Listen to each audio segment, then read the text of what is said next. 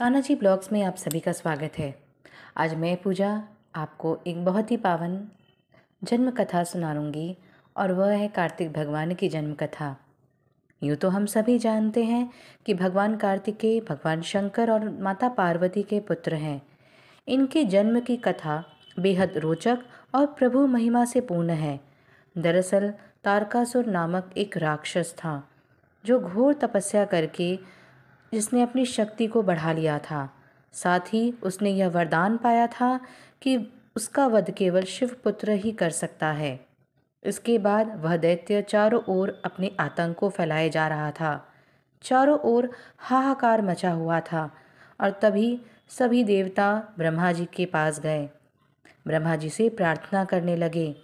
तब ब्रह्मा जी ने उन्हें इसका सुझाव दिया और इसका मार्ग बतलाया कि किस प्रकार उसकी मृत्यु हो सकती है।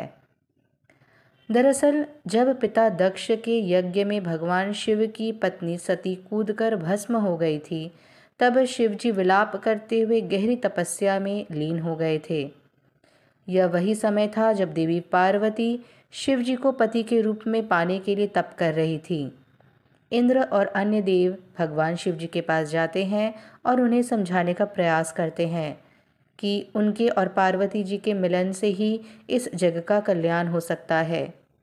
शिवजी देवी पार्वती के तपस्या से बहुत ही प्रसन्न होते हैं और उनके कठोर तपस्या के कारण उन दोनों का विवाह संपन्न हो पाता है। शिवजी और माता पार्वती दोनों देवदारू वन में एकांतवास के लिए चले जाते हैं।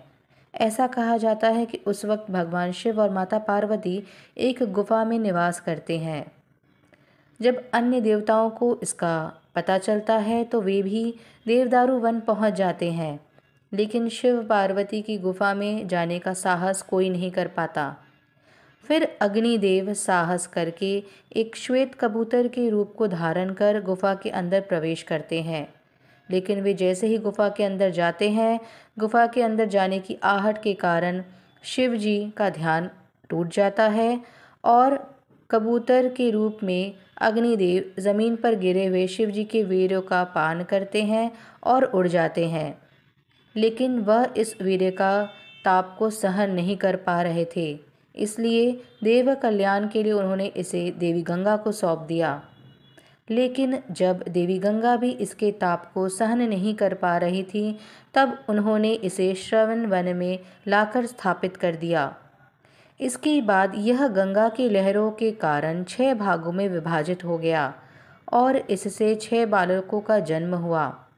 धार्मिक ग्रंथों के अनुसार जब इसका ज्ञान नारद मुनि को होता है तो वे देवी पार्वती और शंकर भगवान के समक्ष प्रस्तुत होते हैं और उन्हें उनके पुत्र के बारे में बताते हैं। वे दोनों शीघ्र ही वहां पहुंचते हैं और देवी पार्वती अपने शक्ति के द्वारा 6 बालकों को मिलाकर एक बालक में परिवर्तित कर देती हैं, जिसका 6 मुख होता है और इसीलिए वह बालक आगे चलकर षडानन कहलाता है, कार्तिकेय कहलाता है। एक दूसरी कथा के अनुसार कार्तिकेय का जन्म 6 अप्सराओं के 6 अलग अलग गर्भ से हुआ था और फिर वे 6 अलग अलग शरीर एक ही में मिल गए थे, इसलिए भी उन्हें कार्तिकेय कहलाते हैं। इस प्रकार कार्तिकेय का जन्म होता है। कार्तिकेय 6 बालकों के रूप में जन्मे थे तथा इनकी देखभाल कृतिकाओं यानी कि सप्त ऋषियों की पत्नियों ने की थी, इसलिए भी उन्हें कार्तिक कहते हैं। आज भी कार्तिकेय को अरुमुगा या 6 चेहरों वाला देवता की तरह देखा जाता है। उनकी अद्भुत युद्ध में लड़ने की क्षमता को देखकर ही उन्हें देवताओं का सेनापति घोषित किया जाता है और वे तारकासुर को वध करते हैं और वध करने के बाद देवों को उनका स्थान प्रदान करते हैं। 8 साल की उम्र में ही वह एक अजय योद्धा बन गए थे। ऐसे थे कुमार कार्तिक। आशा करती हूँ आपको मेरी यह कथा जो मैंने आपको सुनाई वो पसंद आया हो। तो मेरे चैनल कान्हा जी ब्लॉग्स को अवश्य सब्सक्राइब करिएगा ताकि मैं ऐसे और धार्मिक प्रसंगों को आप तक पहुंचा सकूं। आशा करती हूँ आपका दिन मंगलमय हो। राधे राधे। देखते रहिएगा कान्हा जी ब्लॉग्स।